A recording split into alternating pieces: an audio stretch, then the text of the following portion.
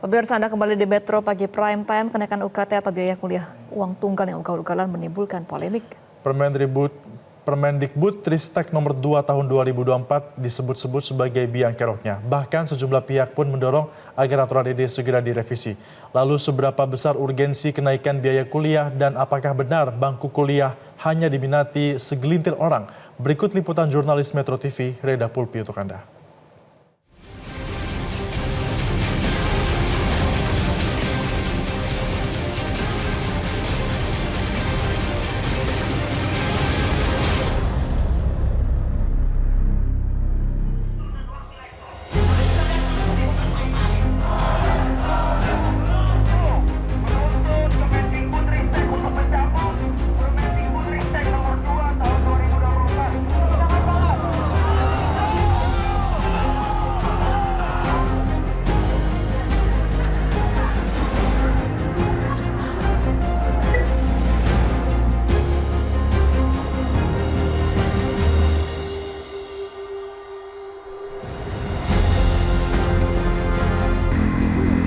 Kenaikan UKT atau biaya kuliah kembali menjadi polemik dalam dunia pendidikan tanah air.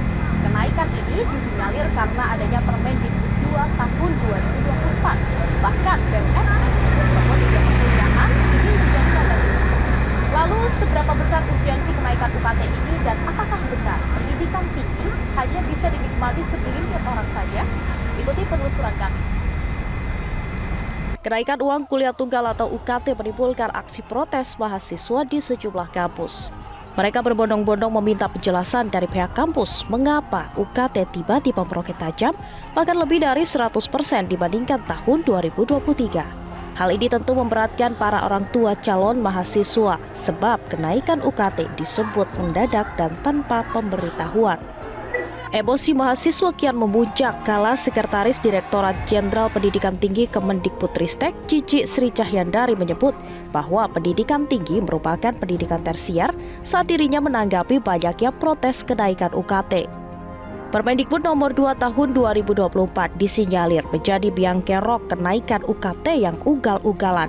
Ditambah, status PTNBH mengizinkan kampus untuk mengambil keputusan dan kebijakan serta tidak mendapat bantuan dana dari pemerintah lagi. Menanggapi kisruh ini, perwakilan mahasiswa melalui Aliansi BEM Seluruh Indonesia atau BEMSI diundang oleh Komisi 10 DPR RI dalam rapat dengar pendapat umum atau RDPU. Mereka menyampaikan keluhan mahalnya biaya kuliah. Penentuan UKT tersendiri itu tidak fleksibel dan tidak mencerminkan keterbukaan. Hampir 50-an calon mahasiswa baru menyampaikan bahwa tidak bisa lanjut sebagai mahasiswa baru dikarenakan UKT yang tersistem itu tidak sesuai dengan ekonomi mereka karena gelombangnya sampai 12 dibuka oleh kampus itu sendiri.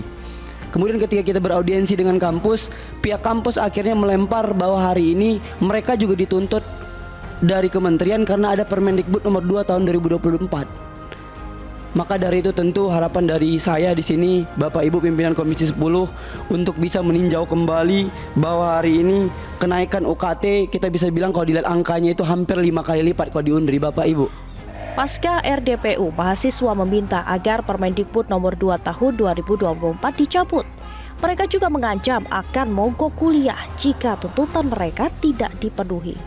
Kami dari berbagai kampus yang bergabung di BMSI memang berkomitmen, Mbak. Bahkan udah konsolidasi kemarin akan mengkawal bagaimana kesimpulan kita kemarin perwakilan BMSI dengan Komisi 10 untuk memanggil kementerian.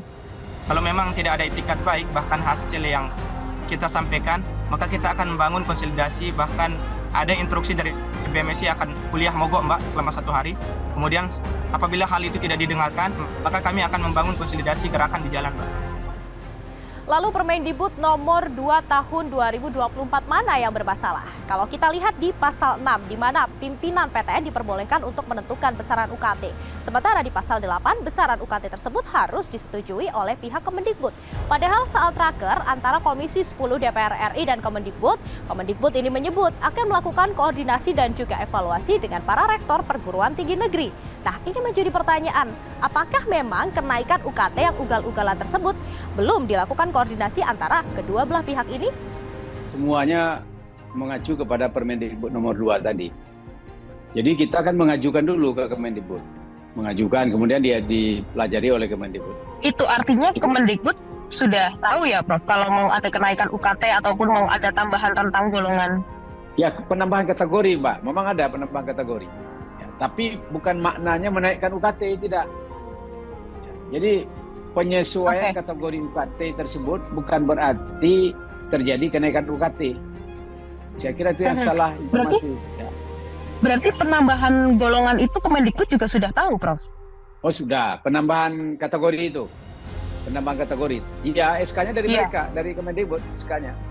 Tim Metro TV mencoba mewawancarai salah satu korban tingginya UKT, sebut saja Luis. Dirinya sudah diterima di salah satu PTN favorit, namun impian untuk mengenyam bangku kuliah harus kandas, karena tingginya biaya yang harus dibayarkan.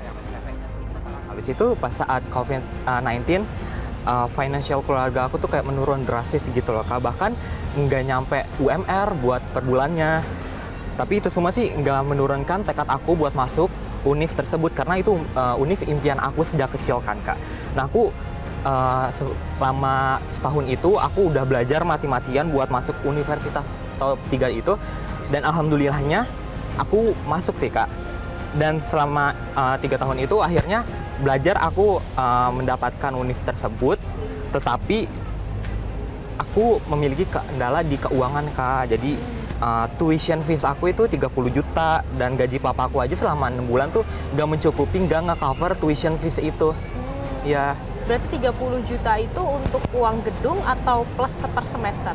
SPP sama UKT sih Kak. SPP kayak 10 jutaan dan UKT aku 20 jutaan. Yeah. Itu di jurusan apa kalau boleh tahu? Teknik komputer sih Kak. Kayak I have to pay my own tuition fees, tapi cuma sampai semester pertama aja. Jadi waktu itu aku selama setahun belajar mati-matian untuk mendapatkan universitas tersebut. Aku juga bekerja yaitu sebagai translator buat nge-cover tuition fees aku. Jadi tapi aku nabung itu cuma cukup untuk membayar semester pertama aja Kak. Untuk semester selanjutnya aku nggak bisa membayar. Aku juga udah mencoba aju bandingkan ke pihak universitas tersebut, tapi ditolak sih Kak. Kenapa ditolak? Ada alasan tertentu dari pihak kampus? Nah makanya itu Kak, aku juga sebenarnya bingung Kak.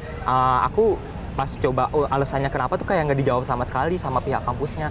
Jadi aku bingung karena gimana ya Kak, gaji papaku aja tuh selama 6 bulan nggak nge-cover tuition fees aku sama sekali. Tapi kenapa aju banding aja tuh nggak bisa gitu Kak.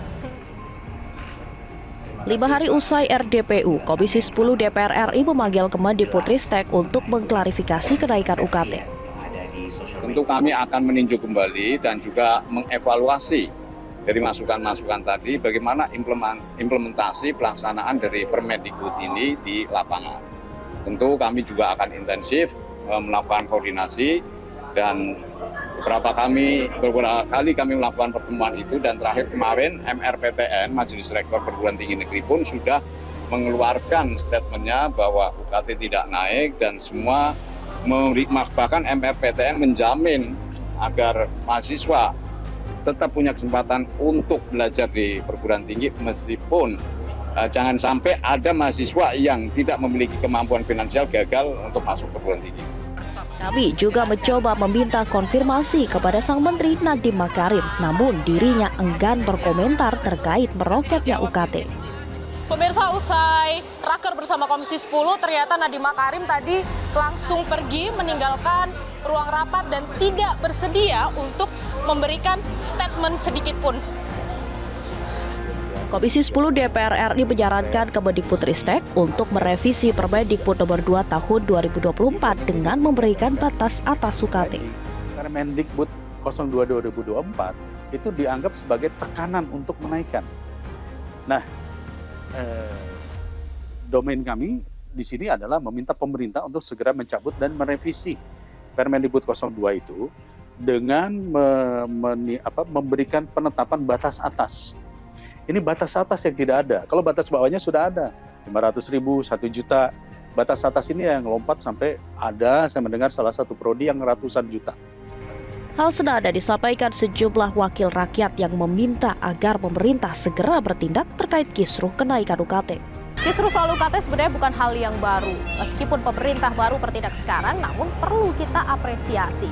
Tapi kita juga lihat pemirsa, apakah nantinya Permendikbud nomor 2 tahun 2024 akan direvisi dengan memberikan batas atas untuk UKT? Yang jelas jangan sampai anak bangsa gagal menempuh pendidikan tinggi karena biaya yang kian fantastis. Dari Jakarta, tim liputan Metro TV.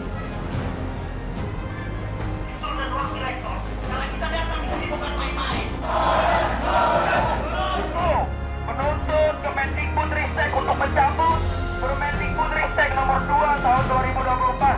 Jangan banget.